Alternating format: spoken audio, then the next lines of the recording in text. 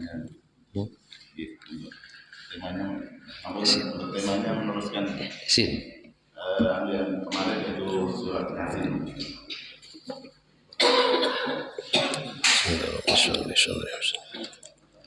Assalamualaikum warahmatullahi wabarakatuh.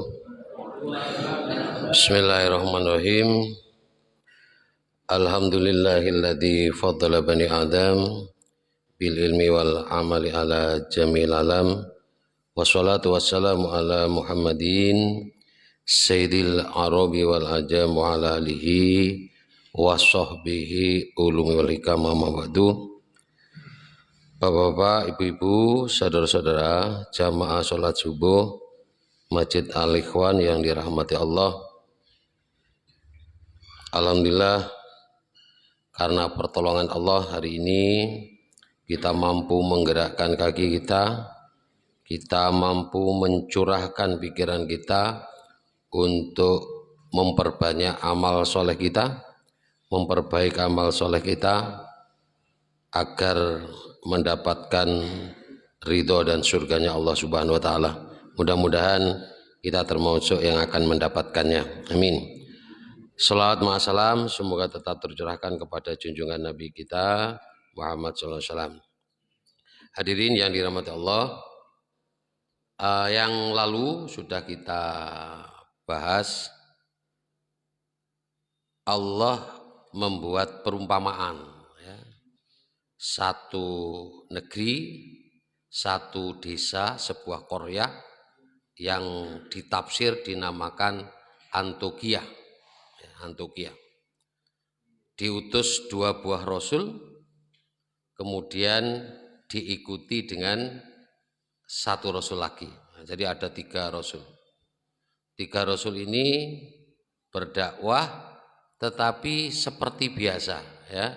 Berdakwah itu kemudian ditolak, ya, tidak dipercaya, sampai yang pertama mesti pembawa kebenaran itu akan dimatikan, ya, eksistensinya, ya, mesti akan dijatuhkan, dikatakan pembawa sial, ya, atau ini pembohong, ini mesti awal gitu. Begitu karakternya dimatikan tidak bisa, maka akan meningkat, dia akan disiksa, akan dirajam.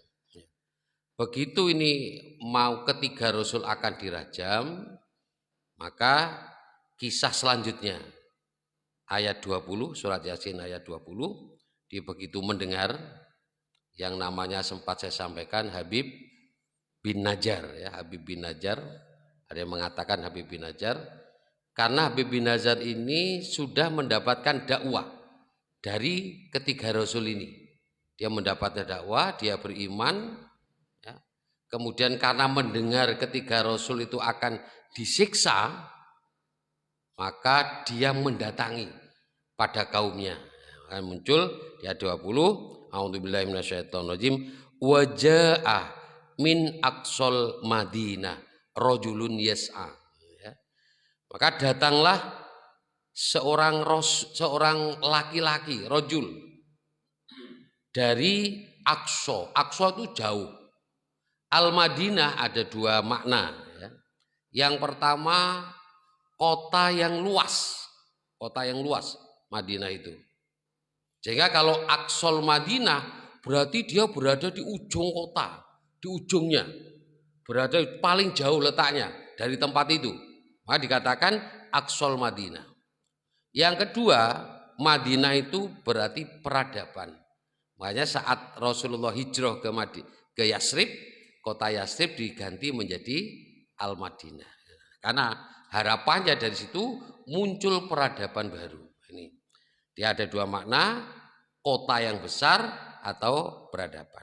Yas'a itu artinya bersegera, cepat. Karena genting sekali persoalannya, akan ada yang dibunuh, Rasul yang akan dibunuh. Qala, lalu berkata, begitu nyampe kepada kaumnya berkata, ya qaumi, wahai kaumku, ya. Mestinya ada ya, nah, dia pernah sampaikan, ya qaumi, ya-nya dihilangkan sebagai perwujudan bahwa itu genting, perasaan genting. Maka dikatakan ya qaumi ittabi'ul mursalin, ya. Ikutilah Rasul itu. Itu benar Rasul itu. Nah, gitu ya. Karena dia mau disiksa, dia sampaikan loh, ikuti Rasul itu. Jangan sampai disiksa kan itu aja. Kemudian dia memberi alasan. Apa alasannya? Kenapa kok disuruh mengikuti Rasul itu? Makanya 21 alasannya. Ittabi'u man la yas'alukum ajron. Karena Rasul itu, ketiga Rasul itu berdakwah, menyampaikan agar menyembah kepada Allah, ya, meninggalkan berhala-berhala, nah, mesti di situ ya. Kasusnya mesti gitu, berhala. Kalau masa lalu ya berhala patung, ya. Tapi berhala nanti kan berkembang. Ada berhala kekuasaan, ada berhala dunia, nah, itu kan berhala namanya. Nanti kalau dia menggantikan sisi Allah, maka jadi berhala. Ya, kalau orang hidupnya hanya masalah jabatan, apapun yang akan dia kerjakan, ya, untuk memperoleh jabatan itu tanpa melihat aturan-aturan, ya, norma-norma, maka jabatan itu sebagai ilah, sebagai Tuhan, ya. Karena hidupnya untuk itu. Sama dengan orang yang mencari dunia. Kalau dunia itu menjadi fokusnya, mencari dunia sudah tanpa perhatian ini halal haram, ya, ndak wis gak ibadah, yang penting golek dunia, numpuk sing akeh, maka pada saat itu harta itu menjadi ilah, menjadi tujuan hidupnya, menjadi tempat penghambaannya. Tuh, ya. Jadi di situ seperti itu. Maka dikatakan oleh Habib ini bin Najjar itu, kenapa harus mengikuti? Karena Rasul ini berdakwah terus-menerus, siang malam terus, dijelekan, dicaci maki, sampai diancam. Dia terus berdakwah. Dan tidak minta apa-apa. Tidak minta, tolong nanti ya, kirimkan sumbangan atas nama saya. Anda kayak gitu ya. Tapi dia langsung berdakwah. Ittabi'u man la yas'alukum ajron. Tidak minta balasan. Itu tandanya ikhlas ya. Wa hum muhtadun, dan berada dalam petunjuk. Dia tidak di dalam sesat. Makanya kalau mau mengikuti orang, pertama dia berada dalam jalan yang benar. Kalau kita filter kita jelas, filter kita apa? Al-Quran dan Sunnah. Filter kita, Al-Quran dan Sunnah itu filter kita. Untuk mengetahui benar tidaknya, bukan karena seorang ya, tapi karena kembalikan kepada Al-Quran dan Sunnah. Yang kedua, orang itu tidak minta sesuatu. Tidak minta didukung misalnya ya, karena mau pilihan DPR misalnya ya.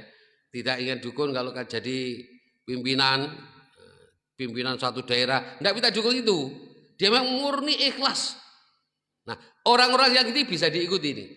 Ya, karena tendensinya bukan dunia. Tendensinya memang dia berdakwah berharap agar masyarakat itu menjadi baik. Tujuannya itu. Dia berharap bagaimana masyarakatnya sejahtera, tidak punya tendensi lain dan lain. Nah, ini di dua kriteria yang perlu kita contoh di surat Yasin itu. Jadi yang pertama tidak mendapatkan, tidak meminta balasan. Yang kedua berada di jalan yang benar. Maka itu kita ikuti. Kemudian, nah, Habib An-Najjar itu mengatakan kenapa dia mengikuti Rasul ini. Dia punya alasan. Alasannya di ayat 22 dia katakan, wa ma liyala a'budul ladzi fatoroni wa ilahi turja'un. Ada dua alasan. Ya. Mengapa aku tidak menyembah? Ya. Mengapa gitu ya? Dan tidak ada alasan bagiku. Nah, kalau dari itu ya, dan tidak ada alasan bagiku untuk tidak menyembah Allah yang disampaikan oleh ini ya. Oleh adik, menolong itu artinya menyembah. Menggerakkan agama. Intan surullah yansurkum. Menolong agama Allah bukan karena menolong Allah itu lemah gitu, yang sekarang lagi ngetren ya. Bukan lagi menolong Allah karena lemah. Intan surullah itu kita dikasih oleh Allah wadah ya, tempat untuk menegakkan agama ini. Menegakkan ini, menghamba kepada Allah. Itu namanya intan surullah. Maka Allah tidak perlu ditolong memang. Apa yang Allah memang maha kuat, tidak perlu ditolong. Tapi itu peluang untuk kita, intan surullahnya itu adalah melaksanakan agama ini di bumi ini. Kalau kita melaksanakan agama ini di bumi ini dengan maksimal, maka yansurkum, Allah akan menolong. Intan surullah yansurkum. Itu maksudnya ya. Bukan menolong karena Allah lemah ditolong, bukan. Itu kesempatan bagi kita untuk mengamalkan agama ini, menunjukkan ini ya. Karena kita khalifatul fil ard, pengganti Allah di sini, di kewajiban kita itu sebagai khalifah. Khalifah itu menjalankan perintah-perintah Allah itu yang disebut dengan intan surullah ya, menolong agama Allah. Oke, kita kembali ke sini. Jadi dia katakan oleh Habib Nazar itu, tidak ada alasan bagiku untuk tidak menyembah Allah itu. Kenapa? Yang pertama, fatoroni, karena Allah yang menciptakanku. Fatoro itu menciptakan yang pertama. Sehingga kembalinya maksudnya yang menciptakan manusia. Fatoroni, yang menciptakan manusia. Kalau dia yang menciptakan, ya berhak untuk disembah. Karena dia yang punya, yang menciptakan kita, yang memberi hidup kita. Makanya dikatakan alasan yang pertama, fatoroni. Jadi kita harus menyadari bahwa keberadaan kita di dunia itu diciptakan. Bukan moro ujuk-ujuk ono, enggak ya. Tapi memang sengaja diciptakan. Untuk apa? Nah, itu tadi ya. Sebagaimana pernah sering saya sampaikan, sebelum kita lahir, pada saat kita berada di alam roh itu ada dialog. Alastu birabbikum, nah, kan itu ya. Bukankah ini aku Rob kalian? Rob itu dalam arti nanti akan membimbing. Rob itu memelihara kita, memberi hidup kita sampai kita besar, sampai kita meninggal lagi. Itu Rob, posisi Rob. Alastu birabbikum. Ya, kemudian pada saat itu kita menjawab bala syahidna. Maka Rob, kebalikan dari Rob itu adalah hamba. Nah, sehingga kita menghamba kepada Allah. Itu perjanjian kita. Sehingga perbuatan kita di dunia itu sebagai hambanya Allah. Tujuannya untuk mengharap ridho Allah. Nah, ini penting. Ya, di situ tujuannya. Sehingga patoroni tadi arahnya ke sana. Kita menyadari bahwa kita diciptakan oleh Allah. Nah, yang kedua, wa ilahi turjaun. Begitu diciptakan ini, kita nanti tidak terus mati selesai. Enggak, wa ilahi turjaun. Kita akan dikembalikan lagi kepada Allah. Untuk apa? Mempertanggungjawabkan.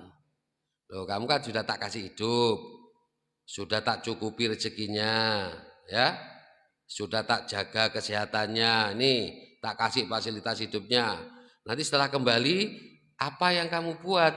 Janjimu itu, alastu birabbikum itu, kamu udah mengatakan bala syahidna, aku betul bersahadat, mengakui Allah sebagai Rob. Itu nanti diminta di dunia ini. Nah, itu ya. Maka nanti ilahi akan dikembalikan. Mau beriman, mau tidak beriman tetap akan dikembalikan. Bukan seperti kepercayaan. Misalnya kalau dilihat film-film, kalau di Cina itu, saya suka film Cina itu ya. Itu kan begitu dia mau mati, nanti kita akan ketemu kalau dihidupkan lagi di dunia. Nah, gitu ya. Artinya rekarnasi kan itu ya. Oh mati tapi tidak dimintai pertanggungjawaban setelah mati, tidak.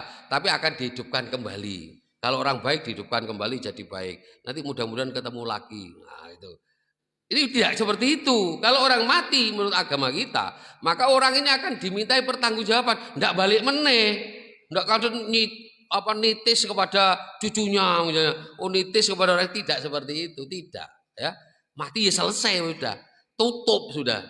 Tinggal pertanggungjawaban. Ini konsep hidup kita. Sehingga ada dua alasan yang disampaikan oleh Habib bin Najjar itu, kenapa dia harus menyembah kepada Allah? Karena Allah adalah pencipta kita. Yang kedua, kita nanti akan dikembalikan kepada Allah, akan mempertanggungjawabkan amal kita. Kalau kita baik ada mendapatkan surga, kalau kita jelek akan mendapatkan neraka. Dua itu sudah balasan kita nanti ke sana, dua ini. Oke, kita lanjut. Kemudian yang berikutnya ayat 23. A'attahidu min dunihi aliha iyuridnir rahmanu bidurrillatuni anni syafa'atuhum sya'awwala yungkidun. Ini. Kemudian Habib bin Nazar itu membantah. Ya. Karena orang-orang itu biasanya, ini ya, Tapi di situ waktu di situ sama ya. Nanti bisa kita lihat di masyarakat kita. Dia menganggap berhala itu kadang tidak disembah. Tapi berhala itu sebagai wasilah kan itu ya, sebagai perantara. Jadi kalau dia kan biasanya kalau sekarang kalau kita menghadap presiden, masa langsung menghadap presiden? Harus lewat ajudan dulu kan itu ya. Maka pakai wasilah. Sehingga dia ngomong berhala itu agar ini menyampaikan kepada Allah, gitu ya, ke Tuhan, menyampaikan ke Tuhan bukan kepada Allah ya, karena Tuhannya bukan Allah. Menyampaikan kepada Tuhan agar mendapatkan kebaikan. Jadi lewat berhala ini. Kalau tanyakan kenapa kamu, saya tidak menyembah berhala, tapi saya menggunakan berhala itu untuk mendekatkan diri kepada Allah. Maka kemudian 2-3 ini membantah itu. Attahidu min dunihi alihah iyuridnir rahmanu biduril la tuni anni syafa'atuhum sya'wala yungkidun. Mengapa saya harus menyembah Tuhan-Tuhan selain Allah itu? Mengapa saya harus menyembah itu? Padahal seandainya Allah Ar-Rahman, disifatkan Ar-Rahman ini, dia menimpakan sesuatu kemudorotan, maka orang-orang itu tidak akan bisa syafa'atuhum, orang-orang itu tidak akan bisa menolong, memberi pertolongan, menolak ini tidak bisa. Gitu ya.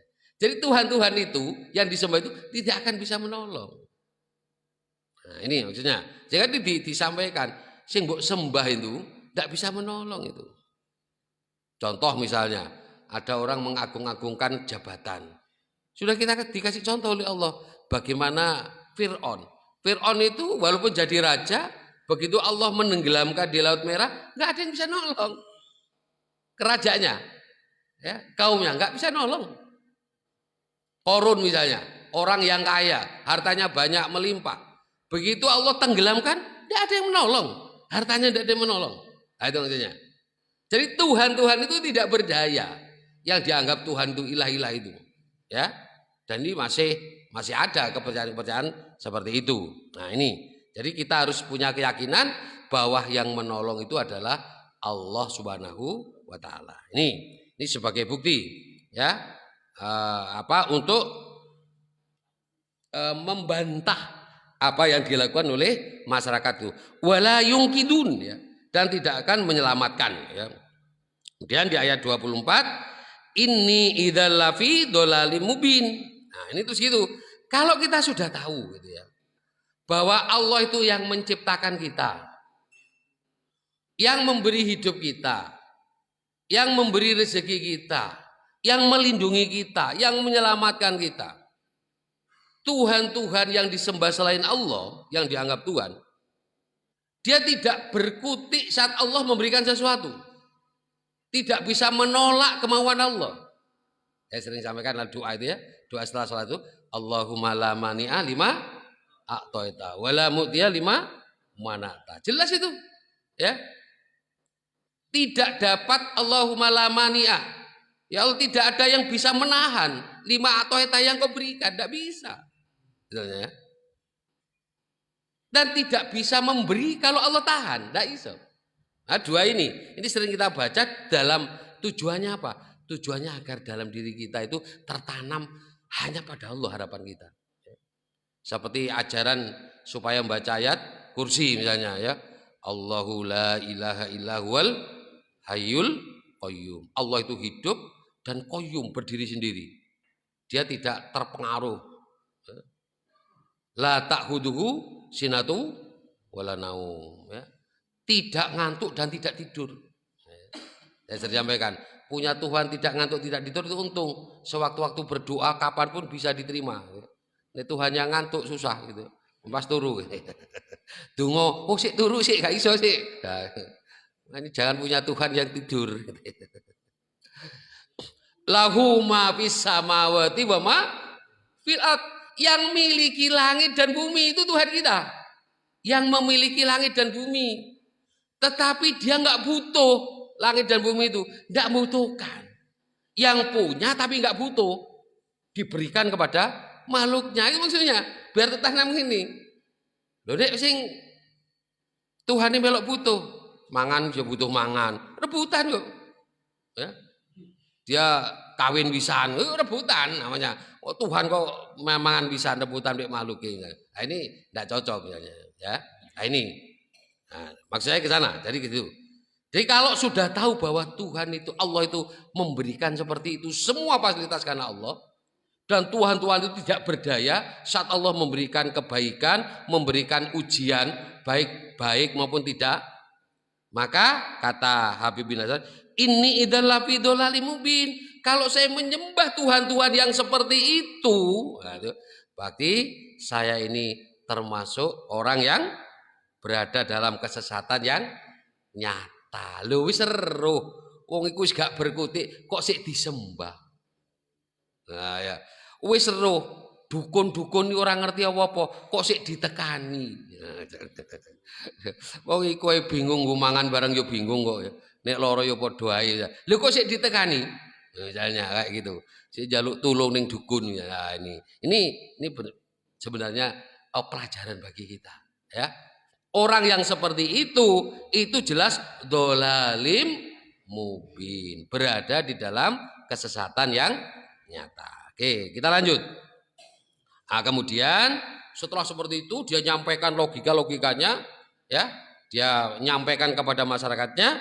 Dia kemudian bilang, ini amantu birabbikum fasma'u. Nah, ini ya, sesungguhnya aku beriman kepada Tuhan kalian. Nah, ini ada dua tafsir. Yang pertama, dia bilang kepada kaumnya, ya, Habib bin Nasar bilang, sesungguhnya aku beriman kepada Tuhan kalian. Maksudnya Tuhan yang Allah itu, ya. Tapi tafsir kedua, dia bilang kepada utusan itu. Kepada utusan, kan utusan itu kan ada di situ, 3 utusan itu ya. Dia mau disiksa. Dia bilang, inni amantu birabbikum. Ya. Sesungguhnya aku beriman kepada kalian. Fasma'u, maka dengarkanlah. Wow, kayak gitu ya. Dia bilang kepada utusan, aku beriman kepada Tuhan kalian. Fasma'u, dengarkan. Bukan kemudian ada perkara baru ngomong, saya mu'alaf buat diberikan itu ya. Keliru itu ya.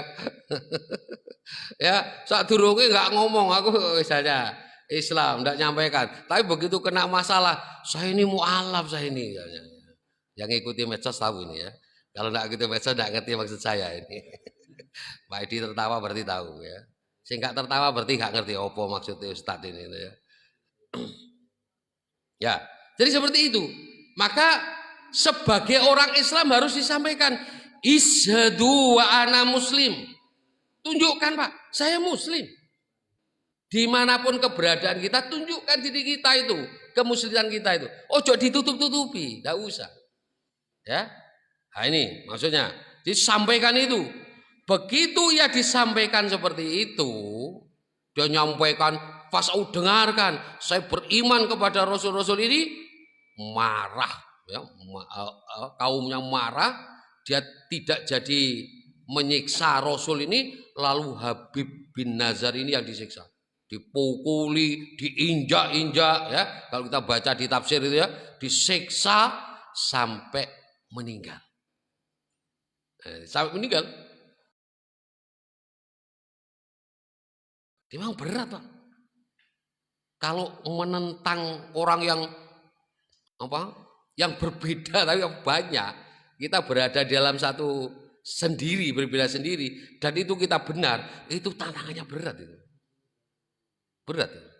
Sampai mati, ya, sampai dibunuh ini, disiksa ini. Ya. Nah, ini begitu disiksa, dia mati. Nah, ini ada tafsir. Kemudian di ayat 26, begitu rohnya mau diangkat, ya, mau dicabut, malaikat datang, gila udhulil jannah. Nah, gitu ya. Dikatakan kepada Habib bin Nazar itu, gila, dikatakan oleh malaikat, udhulil jannah, kamu masuk surga, masuklah kamu ke surga. Nah, gitu ya. Bukan berarti tafsirnya langsung masuk ke surga, karena belum. Surga itu setelah ada hisab, ya. Tapi dia akan menambahkan bagaimana di alam kubur itu, bahwa dia akan dapatkan informasi tentang kenikmatan-kenikmatan surga. Seperti Fir'aun itu, ya Fir'aun ya. Fir'aun itu kan setiap akan diperlihatkan tempatnya di neraka kan itu ya, sebagai siksa kuburnya atau itu.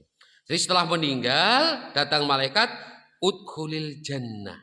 Lalu dia bilang kola. Nah ini kola.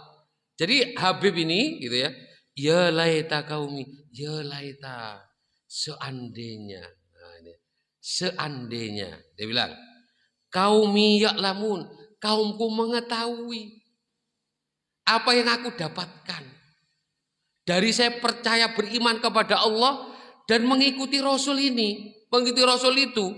Saya mendapatkan surga walaupun saya disiksa di dunia, saya meninggal gitu ya.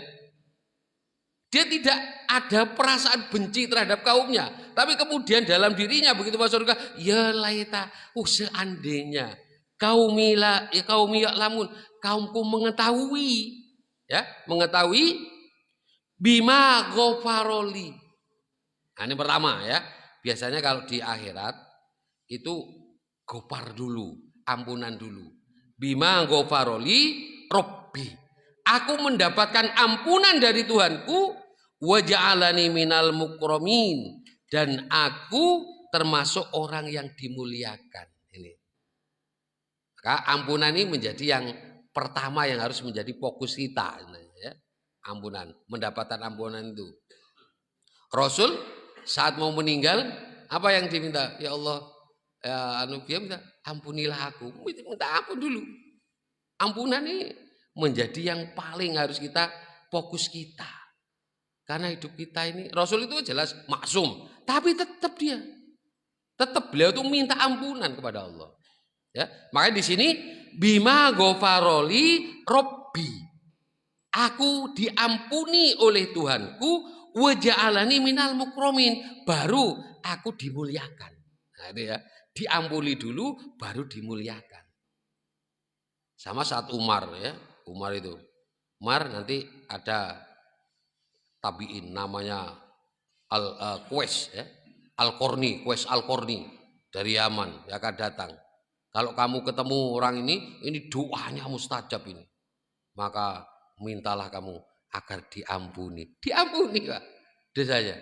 Begitu Umar ketemu apa yang minta? Ya tolong mintakan ampun saya kepada Allah. Loh, Umar itu sampai situ. Kita naik ketemu gak harus jaluk ampunan itu. Jaluk usahanya lancar. Jaluk kesehatan. Kan itu biasanya. Ampunan itu terakhir paling. Yang pikiran gitu, anak-anak kita soleh-soleha itu perkara dunia kita ya. Itu ya. Tapi tidak ke sana. Tapi orang-orang dulu ini yang diminta ampunan ini. Ya. Maka orang yang mendapatkan kemuliaan, orang yang di sepertiga malam dia minta ampun kepada Allah. Ya, di waktu sahur itu. Nah, ini. Jadi ampunan itu bima ghafaroli. Sama orang-orang yang muttaqin itu wasari'u ila maufirotim mirabbikum, ampunan dulu. Ampunan dulu yang kita harus minta kepada Allah. Sehingga ritual Rasulullah setiap hari minta ampun 70 sampai 100 kali ya. Nah, kita juga sama itu ya. Kita perlu membiasakan minta ampun kepada Allah. Nih. Nah, ada dua ciri mukromin. Ada ya di tafsir itu, siapa orang yang dimuliakan Allah? Yang pertama yang dimuliakan Allah ada dua kelompok makhluk. Yang pertama malaikat. Malaikat itu mukromin, dimuliakan. Terus yang kedua, orang yang mukhlas, orang yang dipilih. Para rasul kan dipilih, itu dimuliakan. Yang kedua, mukhlisin, orang yang ikhlas. Ini yang dimuliakan. Ada ini, dua ini ya. Ada dua kata tafsir itu, malaikat yang mukrimin, kemudian mukhlasin dan mukhlisin. Mukhlasin yang dipilih para rasul, para nabi, kemudian mukhlisin orang yang ikhlas. Ini yang peluang kita sebenarnya. Agar kita nanti dimuliakan oleh Allah, maka setiap langkah yang kita lakukan ini tata hati kita bahwa kita memang hanya mencari ridha Allah. Sehingga tidak ada seandainya dicaci maki misalnya ya, dicaci maki oleh orang saat kita melakukan aktivitas, kita nggak terpengaruh karena mukhlis, Karena kita hanya berharap kepada Allah. Datang ke pengajian sama. Ikhlas kita karena Allah. Walaupun ada yang kadang minta, saya minum, aku jaluk jahe. Kok gak ketuman jahe, terus kisoi gak teko, itu berarti gak ikhlas. Oh, aku gak dikai jahe. Ojo, itu gak ikhlas berarti. Jahe gak itu. Wis gak apa-apa air putih wis itu ya. Saya apa ini? Oh, ini kopi ini itu jahe itu. Ini jadi gak keduman jajan misalnya. Enggak apa-apa. Karena ikhlas jajannya. Ini yang harus dilatih pada kita. Kalau kita latih seperti itu, kita nanti akan al-mukromin, akan dimuliakan oleh Allah. Bahwa setiap aktivitas kita semua sandarkan karena mencari ridho Allah. Enggak butuh dengan manusia. Ngopo. Ya. Kalau tertanam hebat kita udah. Bagus kita, ya. Kita tidak akan tersinggung di lono wong halah. Tidak apa-apa wong ngomong ini, yang penting Allah. Ya, ini. Ya. Hadirin jangan dimarahi Allah. Nah, ternyata di zaman Rasul juga ada orang yang hampir kena seperti Habib bin Nazar ini. Ya. Saat itu ada seorang penduduk yang namanya dari penduduk Taif ya, dari Bani Sakib. Urwah bin Mas'ud. Dia datang kepada Rasulullah dari Islam, terus dia bilang, "Ya Rasul, utuslah saya ya ke Bani Sakib, saya akan berdakwah." Kata Rasul, "Aku takut kau dibunuh." Terus Urwah bilang, "Rasul, kaumku itu kalau aku tidur, dia tidak berani membangunkan." Kira-kira posisi Urwah ini kayak apa kira-kira? Terhormat gak? Terhormat gak Pak? Dia tidur, ada kaum yang mau datang, nggak berani bangunkan. Coba kalau bukan bukan orang yang penting, kita butuh wong turu, mesti dibukai itu Pak. Tangi, malah bukai ke tangi, malah ngunu. Ya, ini nggak berani bangunkan. Ya. Kalau Rasul, ya kalau begitu silakan kamu berdakwah. Dia berdakwah. Lata Uzza itu berhalanya kaum Sakib. Lata Uzza. Dia sampaikan, Lata Uzza itu tidak memberikan manfaat. Langsung diserang Lata Uzzanya. Makanya kalau nyerang sesuatu yang disembah di situ gitu ya, dimuliakan di situ, itu mesti marah nanti petunjuknya Pak. Ayo kembali, berimanlah. Kalau ingin selamat, berimanlah kepada Nabi Muhammad SAW. Itu sampaikan, sampai 3 kali. Ada yang marah, ya marah semua. Ada yang marah, satu penduduk itu, seorang dia panah itu, dipanah ya. Urwah itu kena sisi vitalnya, meninggal. Rasul tak mendengar Urwah senasib dengan seorang Rasul yang diceritakan di surat Yasin. Nah, ini Habib bin Nazar itu. Kemudian ada lagi pada saat zaman Musailama, nanti ada di Tafsir Ibnu Katsir itu ya. Musailamah Al-Kadzab itu ya. Ada namanya Habib gitu ya. Dia tanya kemudian dipegang, Habib, kamu percaya bahwa Muhammad itu Rasul? Iya, saya percaya. Apakah kamu percaya bahwa saya seorang Rasul? Saya enggak dengar. Saat Musailamah mengatakan, apakah percaya saya seorang Rasul? Kata Habib ini, saya enggak dengar. Diulang lagi. Apakah kamu percaya Muhammad itu seorang Rasul? Ya, saya percaya. Apakah kamu percaya saya seorang Rasul? Saya enggak dengar. Diulang mesti itu. Kamu kok mesti ngomong begitu? Kalau Muhammad kamu ngomong ya, percaya. Tapi kalau saya kamu ngomong enggak dengar. Lalu dipotong, pelan-pelan dipotong tak bagian tubuhnya sampai meninggal. Habib. Kemudian ada yang komentar di situ, berarti ini sama. Yang meninggal seorang laki-laki di surat Yasin itu namanya Habib. Apa setiap nama Habib kena seperti ini? Punya nasib seperti ini. Misalnya, ya bisa, itu kan hanya pas saja, aja. Ya, karena memperjuangkan itu ke sana arahnya. Itu cerita memang ada itu. Saya enggak bohong gitu, di Ibnu Katsir ada itu ya, di Ibnu Katsir. Kita lanjut sekarang. Ini satu clue ya, satu clue yang bisa kita lanjutkan. Ayat 28. Wa ma anzalna ala qaumihi mim badi min jundim minas samai wa ma kunna munzilin. Ini pernyataan Allah. setelah dia membunuh, ini sudah menjadi sunatullah ya. Ada yang dakwah ya kepada suatu kaum, kemudian menolak, dan si pendakwah ini kemudian dihukum, dimatikan, atau mukjizatnya kemudian sudah jelas ada mukjizat gini, kemudian dia tetap makin ingkar, makin membunuh, maka kemudian mesti akan dimusnahkan. Nah, gitu ya. Nah, di ayat 28 mengatakan wa ma anzalna ala qaumi mim ba'dihi min jundim minas sama. Ya Allah mengatakan setelah meninggalnya Habib itu kami tidak menurunkan satu pasukan jundun. Saya tidak akan menurunkan satu pasukan ya, tentara. Minas sama dari langit. Ada dua tafsir di situ. Dia tidak akan menurunkan rasul lagi untuk berdakwah.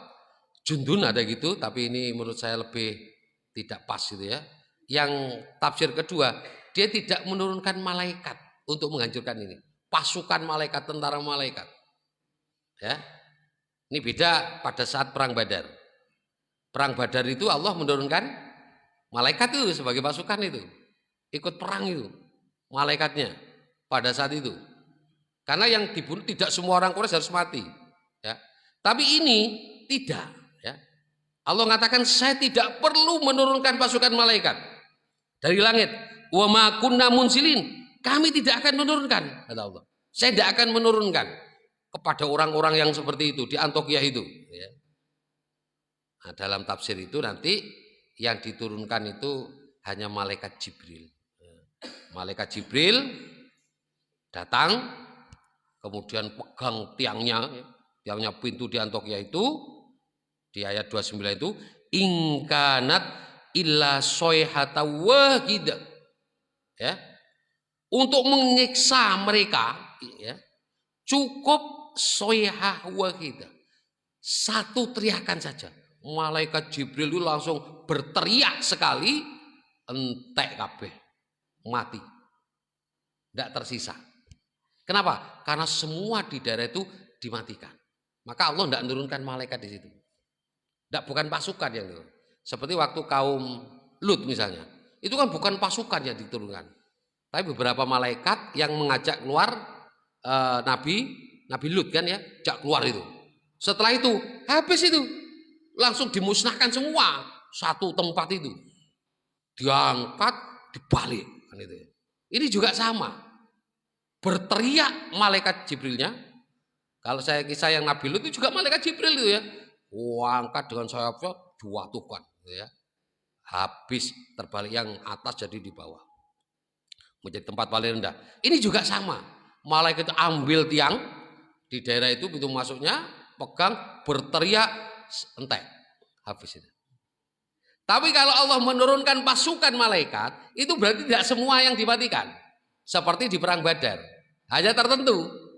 Oh, yang dibunuh ya, tertentu, tidak semua. Ya, maka muncul pasukan yang berupa malaikat untuk membantu kaum muslimin memenangkan di perang Badar. Ini di ingkanat illa soyata wahidah faidahum khomidun. Tidak matiun ya, tidak, tapi khomidun. Khomidun itu begini, sehat-sehat nur langsung mati.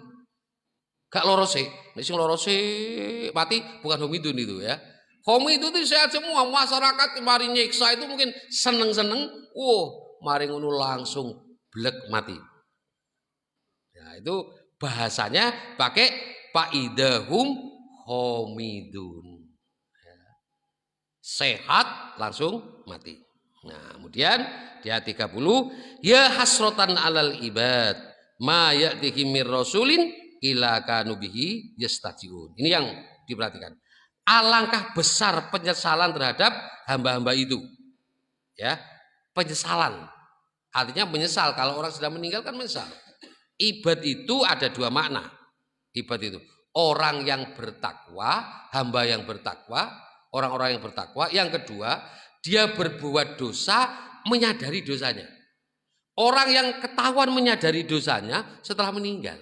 Makanya ibad tadi masuk ke situ. Ada yang nafsirkan ke sana. Sehingga dia menyesal. Ya hasrotan alal ibad. Hamba-hamba yang kaum tadi itu yang sudah dimatikan itu, dia pada penyesalan, mesti nyesal. Kenapa dia tidak beriman gitu ya? ma ya'tihim mir rasulin illa kanu bihi yastahzi'un. Setiap datang seorang rasul kepada mereka, mereka selalu mengolok-olokkannya. Nah, ya.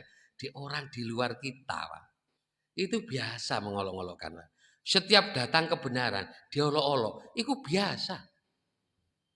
Jadi kalau sekarang ada yang mengolok Islam, ada muncul yang terbaru ya, itu mengatakan Nabi Muhammad itu sebelumnya sesat.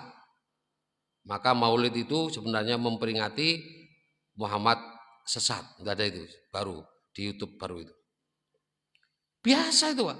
Karena datang Rasul mengolok-olok, ada kayak gitu. Orang-orang sing melok pengikuti sing dhisik-dhisik itu kan turunan generasinya gitu ya. Generasi itu muncul itu ya. Jadi ngomong ini, ngomong gini, itu generasinya. Mesti ono generasi. Karena mesti terulang. Sejarah itu selalu terulang. Terus ono pewaris ya. Pewarisnya Abu Jahal terus ke bawah. Pewarisnya Abu Bakar terus ke bawah. Gitu. Nah, kita tinggal pilih. Ya? Oh waktu ini tak kan ya. Terus saking semangatnya. Ya. Lanjut 31 biar nyampe. Alam yarau kam ahlakna qablahum minal quruni annahum ilahi la yarjiun. Tidaklah mereka mengetahui berapa banyak umat, ini sampaikan. Kurun ya, disampaikan bahwa sudah pelajaran banyak umat yang dihancurkan oleh Allah gara-gara itu. Tapi umat itu ilahim la yarjiun. Umat yang sudah dihancurkan itu ndak balik meneh ngomong, aku dihancurkan." Entek wis iku. Zaman ente banyak umat-umat yang sudah dihancurkan gara-gara dia tidak beriman kepada Allah dan tidak mengikuti Rasul. Itu banyak, makanya dikatakan sini ya, disampaikan kepada kita pelajaran kepada kita. Alam yaraukam ahlakna qablahum, dihancurkan oleh Allah minal qurun annahum ilahim layan, dan tidak kembali lagi, langsung nanti wis masanya habis. Terakhir wa in kullu lamma jami'ul ladaina muhdharun, dan setiap umat semuanya akan dihadapkan kepada kami, tidak terkecuali. Siapapun yang hidup dari Nabi Adam sampai nanti yaumul qiyamah, semua umat-umat itu akan dikembalikan kepada Allah, akan dihadapkan kepada Allah. Walaupun sekarang kita sudah tidak dengar banyak umat yang sudah hilang, ya namanya hilang. Misalnya apa? Kaum Samud, nggak ada sudah kan? Nggak ono misal. Kita hanya dengar saja. Oh kaum Samud, kaum apa? Itu kan hanya cerita, sudah hilang itu. Mungkin di Indonesia nanti ada suku Jawa wis gak ono, jadi suku Pendalungan. Ya. Nah, suku Jawa ini gak ono, sing Jawa asli ini. Ya, saya kira itu. Mudah-mudahan kita dapat pelajaran dari surat Yasin di ayat sampai 32 itu merupakan hidayah yang berada di belakang kita. Di sumber hidayah ada 3 yang disampaikan, berada di depan kita, ada di belakang kita, dan dari atas kita. Nah yang kita kisahkan ini sampai ayat 32 adalah sumber hidayah yang berada di belakang kita. Tinggal kita bisa nangkap atau enggak. Kalau enggak, berarti sumber hidayah itu hanya berupa cerita yang tidak bisa mempengaruhi keimanan kita. Ya, mudah-mudahan kita termasuk yang bisa mengambil hikmah itu dan meningkatkan iman dan amal soleh kita. Amin. Subhanakallahumma bihamdika asyhadu an la ilaha illa anta astaghfiruka wa atubu ilaik. Assalamualaikum warahmatullahi wabarakatuh.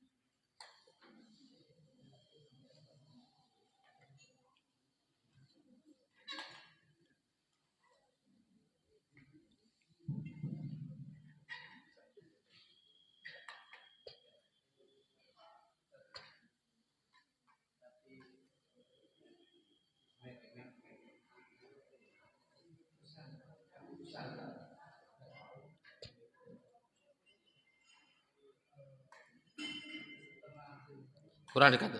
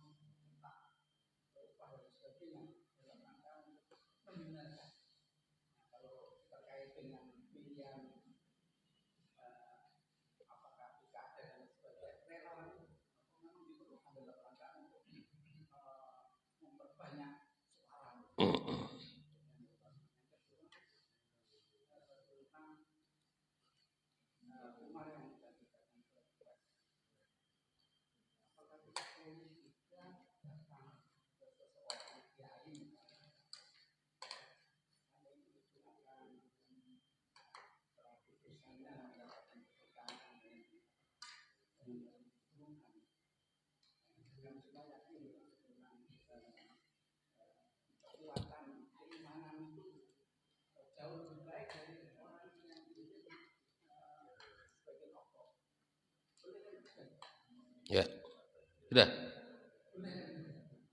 Cok, lani kok kakek. Ya, cukup. Kok yang ketiga berhadapan sama saya aja. Oke, sudah ya. Yang pertama perlu saya luruskan. Jadi di surat Yasin itu di Antioquia itu diutus 2 rasul. Kemudian dikuatkan dengan 1 rasul lagi utusan. Sehingga yang berdakwah menjadi 3 rasul. Tidak ini hilang, enggak. 3 rasul itu langsung bersama-sama. Ya. Kemudian karena ini mau disiksa 3 rasul ini, kemudian muncullah yang namanya Habib bin Nazar. Nah, ini pengikutnya yang datang. Ini sebenarnya pelajaran begini sebenarnya. Rasul ini sebenarnya kan pemain intinya. Lalu muncul yang namanya Habib bin Nazar. Justru fokusnya di sini, Habib bin Nazar ini. Dia terus nyampaikan membela Rasul itu, membela dakwahnya Rasul, sampai kemudian yang dibunuh. Yang dibunuh itu Habib bin Nazarnya itu, bukan ketiga Rasul ini. Nah, ya ketiga Rasul tidak ditafsir, tidak disampaikan. Terus kemana ketiga Rasul? Tidak muncul itu. Ditafsir tidak muncul. Hanya ini Habib bin Nazar ini. Ini sebenarnya begini pelajaran bagi kita. Saat kita berada di median dakwah, posisi kita di mana sebenarnya? Ini penting maksud saya. Sumbangsih kita untuk melegalkan, melanggengkan dakwah itu di mana posisi kita? Partisipasi kita di mana? Habib bin Nazar itu bukan pemain inti. Karena tugas menyampaikan kan Rasul yang berdakwah. Tapi dia ikut nyampaikan kan itu ya. Ikut mendukung ini. Nah itu. Jadi pertanyaan bagi kita di situ. Kalau ada medan dakwah, ada sekolah mendakwah. Posisi kita apa? Partisipasi kita. Ya. Ini pertanyaan bagi kita. Sekecil apapun partisipasi kita di dalam medan dakwah, tidak hilang. Contohnya Habib bin Nazar, cupanya nyampaikan ikuti ini, ikuti Rasul ini. Tapi karena dia konsen betul, serius betul membantu dakwah itu, walaupun di situ peluangnya dia justru masuk surga gara-gara di situ. Nah, itu ya. Jadi monggo nanti Bapak posisinya di mana? Mau di Al-Ikhwan, mau di tempat yang mana lagi, posisi di mana yang bisa menyumbang kontribusi agar Islam berkembang. Ya. Tidak harus kemudian mematikan satu masjid, tidak boleh. Berkembang sama-sama berkembang bagus. Ojo kok ben Al-Ikhwan sing rame kono ben mati, ojo. Kono ya harus hidup, sama-sama hidup. Yang penting hidup. Ojo kok kemudian neng Al-Ikhwan ae, salah itu ya. Nah, ya. Atau Al-Ikhwan ben mati, enggak. Di situ peran kita. Kita harus punya peran. Kayak apa misalnya? Ada berita dari Pak Pur nge-share, yang mau ini. Terus kita oh ya, saya mau ikut dakwah lah, tak kirim ke kelompok saya. Set. Itu bagian dari partisipasi kita. Kecil itu. Tapi ini bagian untuk mendukung itu, menyiarkan. Di Al-Ikhwan ono loh. Kirim ya. Ada kajian. Ya, kayak Pak Warsito itu aktif itu. Kirim ya di WA itu grup tafsir ini. Ini harus dipahami nih, ojo terus ngirim tok gak diwaca kan. Salah itu. Pokoknya sih, ya dibaca dulu. Ojo kemudian seri kepiro, saya seri dulu langsung dikirim, gak diwaca sih. Kayak donga suka ada itu ya. Apa duka cita kalau ada innalillahi wa inna ilaihi raji'un, tinggal kopi plek kirim. Tekan manfaatin cuma ngono. Tapi yang penting saat kita dengar langsung kita berdoa, ya Allah, Allahumma firlahu. Kita doakan mestinya. Di situ duduk kirim WA-ne tapi enggak donga nek kene. Oh yo, oke apik doa niki kirim. Tapi terus gak muncul doanya di sini. Yo gak tepak iku rek. Gak tepak itu. Ya, mestinya kita langsung berdoa. Doa kita itu seandainya kita enggak ngirim, tapi kita berdoa, itu udah masuk itu. Ya, kalau tempatnya jauh misalnya ya. Kalau dekat ikut datang takziah misalnya. Ini. Jadi gitu ya, saya luruskan. Ini Allah sebenarnya ingin menyampaikan kepada kita peran sekecil apapun kalau itu dijalankan dengan baik untuk membela dakwah. Membela dakwah ini maka bisa mengantarkan ke surganya Allah. Tuh, ini pesan sebenarnya ya yang ingin disampaikan di surat Yasin ini ya. Dan yang kedua, wasilah itu boleh, tawasul itu ya. Ada beberapa tawasul yang agar doa kita, permintaan kita diterima oleh Allah. Yang pertama, melalui amal soleh. Itu tawasul boleh. Orang yang terjebak di gua itu pakai amal soleh itu. Ya Allah, saya dulu berbuat baik kepada orang tua saya ini gini ya, memberi minum susu itu ya. Kemudian kalau itu memang sebagai amal soleh, tolonglah ya Allah, maka buka. Ini artinya berdoa melalui amal soleh. Tapi nggak boleh beramal soleh untuk cadangan berdoa. Gak ikhlas berarti. Wah aku tak amal soleh, cadangan gue kesulitan tak ngedungo. Itu ya nggak boleh. Tapi memang niat amal solehnya, ikhlas saat itu memang niat membantu. Gak ada tujuan lain-lain. Ya, ojo keliru. Oh iki engko tak ndonga anakku tak begini, tak ndonga cucuku gini. Wah, gak ikhlas itu. Aduh. Yang kedua, melalui kalimat-kalimat thayyibah. Ada kan? Maka sebelum doa barang siapa membaca misalnya Al-Ahad As-Somad lam yalid walam yulad gitu, walam yakul lahu kufuwan, maka doanya akan dikabulkan oleh Allah. Maka muncul asma Allah yang dianjurkan, disyariatkan dibaca sebelum kita berdoa. Nah, itu wasilah. Kemudian wasilah yang ketiga melalui orang soleh. Boleh kita datang kepada orang soleh yang dianggap soleh, kemudian kita minta tolong saya didoakan. Misalnya, anak saya mau ujian, minta tolong didoakan agar mendapatkan hasil yang terbaik. Tidak apa-apa mendoakan itu. Ya, tapi tidak boleh. Ya apa caranya wis? Pokoknya harus. Wah ya iso. Oh ya wis, nyo tak gawani iki. Kok deleh kono ya? Tabur kono. Ya, iki keliru, sesat gitu ya. Doa, minta didoakan. Dia ada Tiga tadi yang dibolehkan, tiga ya, apalagi ya Pak saya ingat saya tiga masih. Kalau ada yang lain silakan ditambah. Di lewat orang soleh yang ditanyakan tadi boleh Pak ya. Kemudian amal soleh kita, kemudian yang dengan kalimat-kalimat toibah yang diajarkan sebelum berdoa minta. Kalau menurut Adida itu permintaan Asmaul Husna itu sesuai ya. Kalau minta rezeki ya kita ya Allah ya Rozak, ya minta rezeki. Ojo lain ya sing waca sifat lain tapi minta rezeki, enggak mapping, enggak pas gitu ya. Jadi apa yang kita minta, minta ampun ya Ghafur. Yang kita sebut ya Ghafur. Jadi sifatnya Allah yang Maha Pengampun, baru kita minta ampun. Jadi kayak gitu. Minta nama-nama Allah kita sebut yang sesuai dengan permintaan kita. Itu Pak Wasid lagi? Sudah terjawab semua ya? Dua ya? Iya.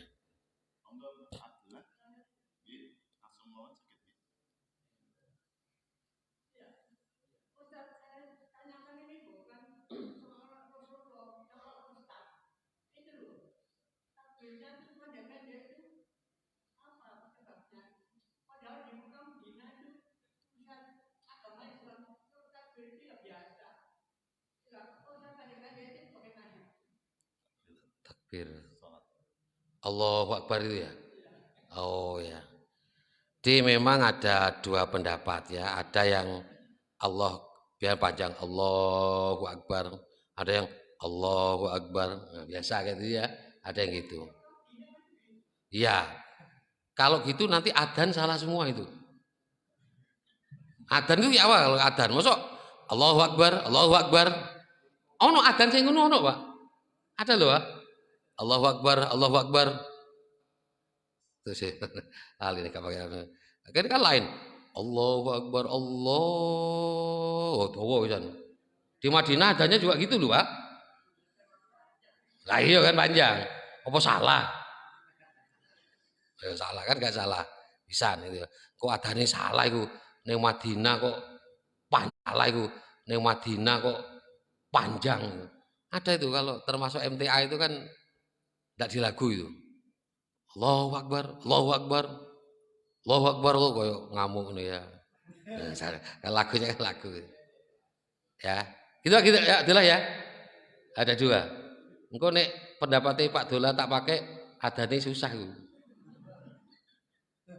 Ya.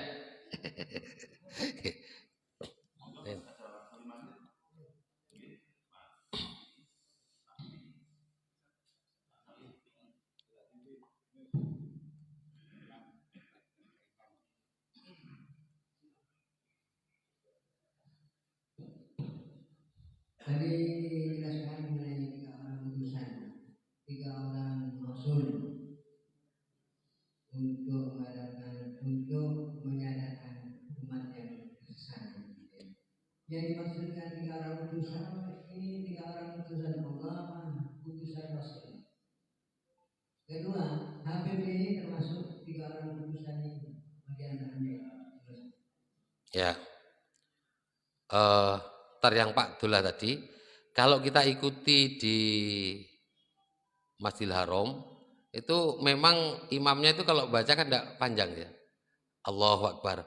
Tapi berikutnya apa namanya Bilalnya ya. Yang kemudian suaranya lebih lantang. Allahu Akbar kan di Banten itu. Wah ikuti di masjid itu.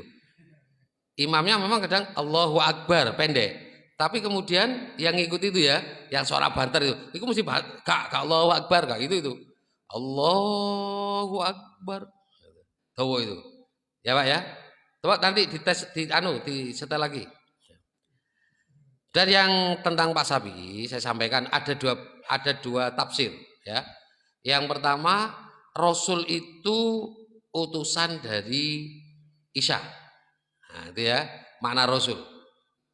Rasul itu pengikutnya Nabi Isa. Ada yang mengatakan yang memang Rasul mursalin gitu ya. Sehingga lebih nanti di tafsir Ibnu Katsir lebih kuat, saya lebih setuju kepada pendapat yang mengatakan tiga Rasul itu memang tiga Rasul, bukan utusan dari Nabi Isa. Tapi memang Rasul untuk ilaikum hanya pada kan zaman dulu itu rasul kan banyak, tapi hanya untuk satu komunitas saja. Oh, ini untuk bangsa ini saja, kan itu. Jika tidak terhitung banyaknya gitu ya, rasul. Kemudian Habib bin Nazar itu bukan rasul, tapi rojul ya, yang datang dari Aqsal Madinah, dari tempat jauh. Nanti tafsirnya siapa? Tafsirnya dia pengikutnya. Nah, pengikutnya ketiga rasul ini ya. Sebelumnya ketiga rasul itu ditafsir, kalau udah tafsir ya. Kalau tafsir nanti bisa macam-macam ya. Macam-macam bukan berarti ojo macam-macam, bukan maksudnya. Variasinya akeh gitu ya tafsirnya. Nah, itu sudah berdakwah dulu di pinggiran kota. Yang kemudian banyak yang nerima. Tapi begitu di dalam kota itu yang banyak pertentangan gitu ya. Nah, salah satu pengikutnya Habib bin Nazar ini. Ini yang kemudian ikut membackup rasul ini. Tapi bukan termasuk tiga rasul. Ya, bukan termasuk tiga rasul. Nah, itu kisahnya terputus itu sampai ayat ke-19 itu berkisah tentang rasul. Begitu 20 sudah berkisah tentang Habib bin Nazar. Seorang rasul yang membantu ini. Apa seorang pengikutnya yang membantu penjelasan tiga rasul. Nah, kita kalau dalam Islam, kita semua itu adalah mubalik Pak. Pendakwah kita semua. Maka ada kata Rasul itu baligu ani walau ayat. Sampaikan walaupun satu ayat. Ini terus kita harus nyampaikan ya. Tidak boleh kita tidak punya peran untuk menyampaikan agama ini. Tetap kita terus harus kita sampaikan. Karena masing-masing kita adalah mubalik. Punya tanggung jawab untuk menyebarkan agama ini. Awal sama itu saat Nabi ya dakwah, Abu Bakar dakwah lagi kemana, yang dia dakwah lagi, terus seperti itu terus ya, komunitas terus dakwah. Dakwah tidak mesti kayak saya, tidak mesti kayak para ustadz, instruktur, tapi dengan contoh itu sudah dakwah ya. Dengan contoh bisa dengan dakwah. Ada orang masuk Islam, saya baca itu ya di satu berita, karena melihat orang sholat subuh, kumpulan orang subuh, wah sih ini subuh kok sholat, nah gitu ya, pagi-pagi sholat, orang Thailand nggak salah saya baca itu lihat itu, baru kemudian dia tanya kenapa kok ini sholat ini masuk Islam gara-gara hanya lihat itu, di konsistensi kita, istiqomah kita menegakkan agama dimanapun berada, itu bisa mengundang. Mungkin itu di jalur keramaian, waktu sudah masuk sholat, tempat karena itu di tempat yang tidak ada masjid, angel gitu ya, langsung dia sholat bersama gitu. Itu ada yang tertarik itu. Itu tertarik, tergetar hatinya, kemudian tanya, masuk Islam. Ya, mungkin kalau di Bali kadang satu tempat yang sulit cari, kadang saya pernah itu di satu tempat sulit cari mana tempat ibadahnya itu, angel. Kan jarang ya, kalau di sini kan ini ono gak bingung gini ya. Oh kene sik mualik terus saya sik engko nek kono pas adzan sik terus iku ya. Oh sik kene sik kono sik iso sik pas komat ning kono gitu ya. Nah itu. Itu banyak kalau di Indonesia. Ya, gitu ya Pak Safi. Ini terjadi di zaman Nabi Isa. Karena sebutan Rasul itu ada di zaman Nabi Isa. 12 orang sahabat Nabi Isa itu disebut Rasul. Dan Yesus disebut Tuhan.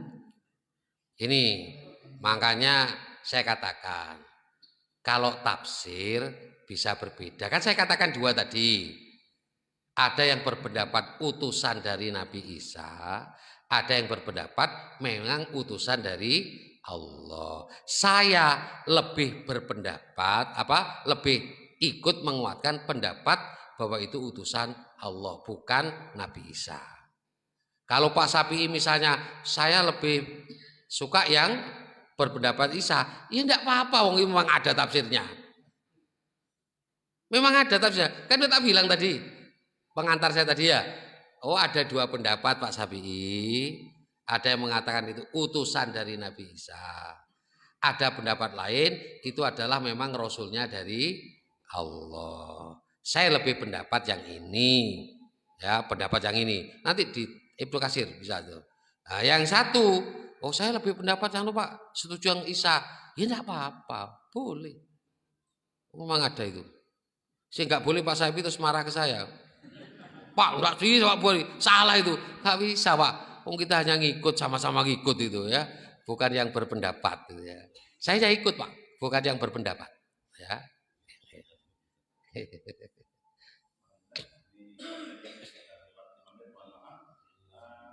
Ada beberapa pengumuman sebelum kita tutup.